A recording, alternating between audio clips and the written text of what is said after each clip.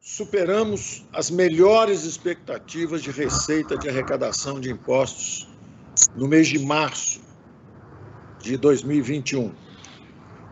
A Receita Federal registrou uma arrecadação de 137,9 bilhões, um aumento real sobre o índice de inflação do IPCA de quase 20%, 18,4% de março de 21 sobre março de 2020.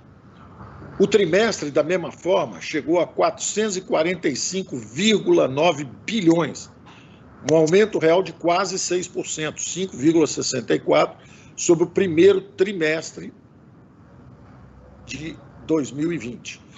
Então, tivemos os melhores desempenhos arrecadatórios já registrados na série histórica, com aumentos reais expressivos. Aumentos reais expressivos. Por que importante esse registro? Porque a arrecadação é uma proxy para o nível de atividade econômica da economia formal. Então, o que nós estamos observando é que os índices de atividade econômica do Banco Central vieram bem acima do esperado, mostrando recuperação em todos os setores, inclusive com até mesmo o comércio superando a fase pré-pandemia. E serviços, que foi o mais atingido lá atrás, com a primeira onda ainda, quase chegando ao nível também pré-pandemia. Então, de um lado, o nível de arrecadação confirmando o ritmo de produção, de avanço da produção. De outro lado, esses índices de atividade econômica superando as expectativas. E ainda, de outro lado, o ritmo de geração de empregos na economia formal, 260 mil novos empregos em janeiro, 403 mil novos empregos em fevereiro. Isso mostra que realmente o Brasil se levantou. O Brasil foi derrubado pela pandemia, mas o Brasil se levantou, se recuperou em V e se levantou novamente e registra nesse trimestre um ritmo de recuperação expressivo. É evidente que agora nós temos que acelerar o ritmo de vacinação. Por isso que eu digo sempre que a melhor política fiscal é vacina, vacina e vacina. Porque nós temos que garantir o retorno seguro ao trabalho da população brasileira. Então, é possível que haja um impacto dessa segunda onda no primeiro trimestre, e observem que nos primeiros 2 meses não tínhamos o auxílio emergencial, ou seja, a economia já estava sem o nível de camada de proteção e já estava num ritmo de recuperação avançado. Agora vem justamente as novas camadas de proteção. O auxílio emergencial já foi disparado e agora, com a aprovação do orçamento, vem os outros programas bem-sucedidos do ano passado. Então, e aí eu passo para a nossa segunda observação a respeito dos impostos, é que agora se reforça o nosso ponto de vista de que não seria correto, não seria sensato aumentar impostos para reduzir déficit em meio a uma recessão. O Brasil foi atingido pela pandemia exatamente quando estava começando a recuperar o ritmo de crescimento econômico, no primeiro trimestre do ano passado. E muita gente insistia que nós devíamos aumentar impostos para poder reduzir o déficit, e eu dizia que não. Nós temos que ter noção, primeiro, do déficit estrutural. A economia brasileira caiu em recessão de 3,5% em 2015, 3,5% em 2016, teve um crescimento pífio em 17, 18, também 19, um crescimento baixo, pouco acima de 1%, e depois mergulhou novamente em recessão sob o impacto da pandemia. Tivemos uma recessão completamente diferente das anteriores, graças aos nossos programas de proteção das vidas, com auxílio emergencial, com repasse para estados e municípios, com o programa de preservação de empregos, o BEM, os programas de crédito, PRONAMP, PEAC, maquininhas, nós conseguimos atravessar uma queda de 4,1% do PIB, criando 140 mil empregos na economia formal. E boa parte disso também com os programas de crédito de uma característica totalmente diferente dos anteriores. 48% da expansão de crédito foi parar nas pequenas e médias empresas, que são os maiores geradores de emprego também. Esse resultado de uma arrecadação forte no setor formal, com um aumento também de quase 20% no imposto de renda de pessoa jurídica, esse trimestre sobre o trimestre do ano anterior, primeiro trimestre do ano anterior, isso mostra também uma enorme capacidade de adaptação das empresas brasileiras. Em meio a tsunami, que foi esse impacto da pandemia, elas conseguiram se recuperar, se recompor, e as maiores empresas são as listadas em bolsas, 360 empresas, registrando aumento de receita, redução de custos e aumento de lucros, ao mesmo tempo, em meio a uma terrível pandemia. Então, isso mostra a capacidade de adaptação e por que eu tinha confiança que a economia brasileira ia voltar em V, como voltou. E nós vamos atravessar agora a segunda onda. E eu termino com essas breves observações justamente sobre a aprovação do orçamento. Toda a informação tem dois componentes, o sinal e o ruído, o barulho. Tem muito barulho rodando por aí, enquanto o sinal verdadeiro é que o governo, após 2 anos, conseguiu uma base de sustentação parlamentar.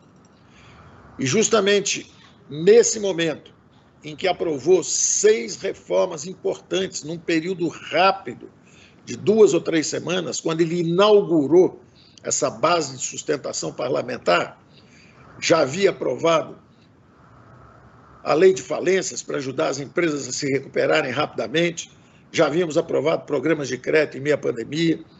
O Brasil é a única economia do mundo que manteve reformas estruturantes em meio à pandemia.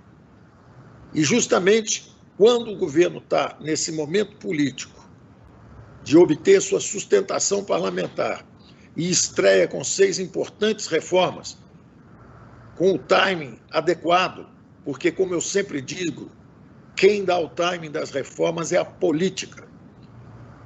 Então, na hora em que os preços começam a subir, fazer pressão, porque nós temos câmbio subindo, tivemos o efeito do auxílio emergencial sobre material de construção, sobre alimentação, no exato momento em que os aumentos de preços setoriais, transitórios, ameaçam se tornar aumentos permanentes, vem o nosso Banco Central Independente, a aprovação do Banco Central Independente, que, aliás, teve a confirmação dos nomes para presidente e para a diretoria do Banco Central de ontem para hoje. Aprovamos o Banco Central Independente, aprovamos um novo marco fiscal que dispara gatilhos quando as despesas atingem certos parâmetros fiscais que ameacem a saúde financeira dos entes federativos. Aprovamos também que entrem no Programa Nacional de Desestatização Correios e Eletrobras, a maior empresa de energia elétrica da América Latina, de um lado, e os Correios, de outro lado, para mostrar o compromisso com o avanço das privatizações. E destravamos os bloqueios aos investimentos, através de aprovação de novos marcos regulatórios importantes, como saneamento e gás natural. Reformas essenciais para justamente os investimentos, a retomada de investimentos. Em saneamento, estimamos aí 600, 700 bilhões de investimento nos próximos 10 anos. Na área de Minas e Energia, petróleo, gás natural, também um ritmo de investimentos de quase 300 bilhões nos próximos 2, 3, 4 anos. E está no pipeline também a aprovação de marcos regulatórios para ferrovias,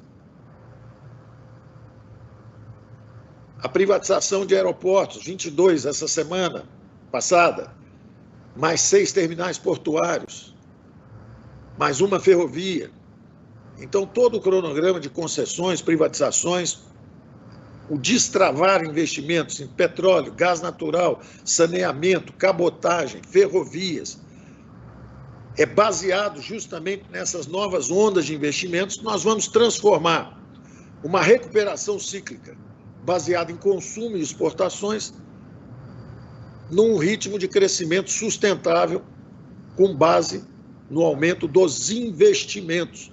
Os investimentos estão aumentando. Nos últimos 2, 3 anos, o ritmo de investimentos está aumentando gradualmente.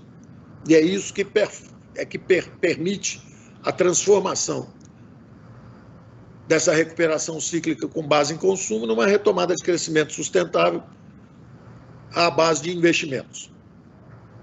Então, eu queria reafirmar que quem apostou no diálogo, no entendimento entre Executivo e Congresso, está captando realmente o sinal, a informação do que está acontecendo, que é o governo conseguindo a base parlamentar para a retomada de sua agenda de reformas estruturantes.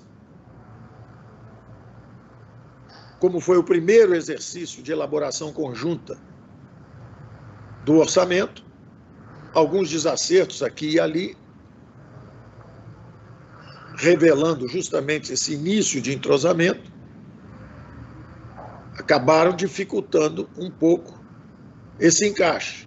Agora, o mais importante desse encaixe, das emendas parlamentares republicanas que representam, de um lado, os acordos políticos, e, de outro lado, a necessidade que isso caiba nos orçamentos públicos. Esse acordo revela, na verdade, os senhores vão observar isso nos próximos 2 dias, quando observarem toda a configuração do acordo, os senhores vão observar que foi mantido o duplo compromisso do governo Bolsonaro com a saúde da população brasileira, por um lado, e com a responsabilidade fiscal, por outro lado. Então, esse duplo compromisso significa que os gastos recorrentes continuam sob o teto, exatamente porque eles exprimem esse compromisso com a responsabilidade fiscal. Já o compromisso com a saúde do povo brasileiro, esses gastos de natureza não recorrente, exprimem, por outro lado, o compromisso com a saúde. Esses gastos, e só esses gastos, estarão fora do teto, como aconteceu no ano passado. Ou seja, em 2021, nós vamos observar exatamente o mesmo protocolo de 2020. Os recursos para a saúde, como já estão acontecendo, preservação de vidas e preservação de empregos,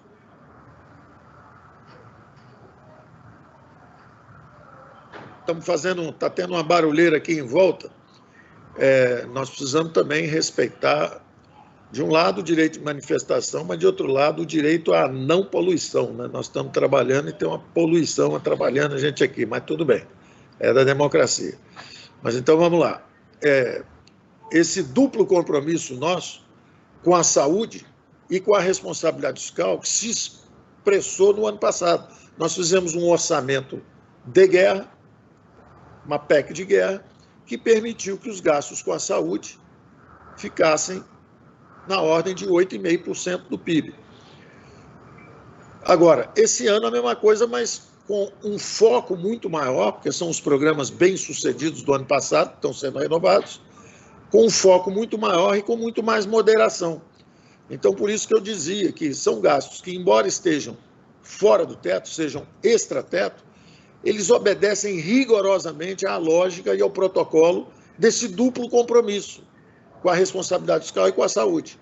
Então, se é para preservar saúde, vidas e os empregos, a proteção dos empregos, que foram o programa BEM, de benefício emergencial, o programa de auxílio emergencial. Esses, e só esses gastos, estão no extrateto. Então, eu termino por aqui, reafirmando a nossa convicção de que a economia brasileira vai se reanimar, vai manter o ritmo de crescimento aí à frente, se nós fizermos, de um lado, a vacinação em massa, para que essa queda seja muito menor e muito mais breve do que foi do ano passado. Acho que vamos entrar o segundo semestre desse ano já com uma outra visão das possibilidades do país, com um ritmo de crescimento bem mais forte e com a população tendo a sua saúde preservada e o seu retorno seguro ao trabalho garantido. Então, muito obrigado a todos, parabéns, Toches, pelo resultado, parabéns aí à Receita, muita saúde para o povo brasileiro e vamos acreditar na economia, porque ela vem aí e nós vamos realmente retomar o nosso crescimento.